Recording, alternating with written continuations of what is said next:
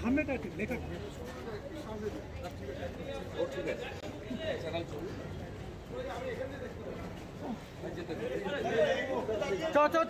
Repression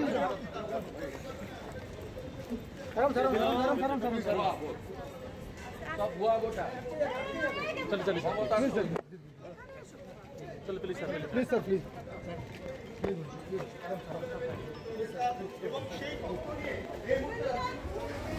CO দপ্তরে ঢুকছেন BJP নেতৃত্ব শুভেন্দু অধিকারী রয়েছেন এবং ভুয়াপটা আমরা এসছি তো আপনি আবার অনুযায়ী सर ओपन हो गई सर दे दिया जगन्नाथ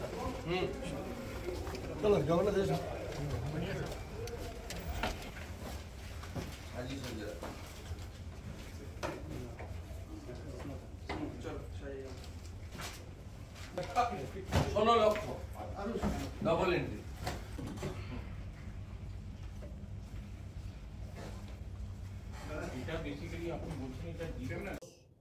এই ডেলিগেশনে আমরা 6 জন ছিলাম।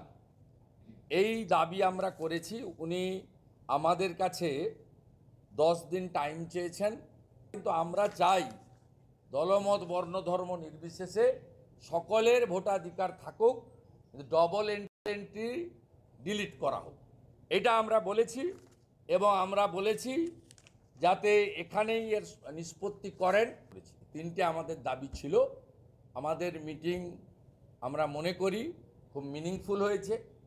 আমরা আশাবাদী ইলেকশন কমিশনের আন্ডারে যে অফিস, যে valid legitimate with documentary evidence যে এলিগেশন আমরা আজকে সাবমিট করলাম, এটা উইদিন দ্য স্টিপুলেটেড টাইম এটা রিজলভ করা হবে এবং পশ্চিমবঙ্গে একটি স্বচ্ছ এবং ত্রুটিমুক্ত ভোটার তালিকা নিয়ে ভোট কেন্দ্রে ভোট নিতে যাবেন পোলিং পার্সোনালরা, এটাই আমাদের আশা।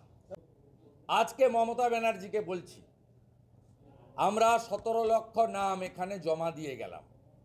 24টা ব্যাগ ছিল, আমরা 6 জন 4টে করে ব্যাগ হাতে ঝুলিয়ে নিয়ে গেছি আপনাদের সামনে।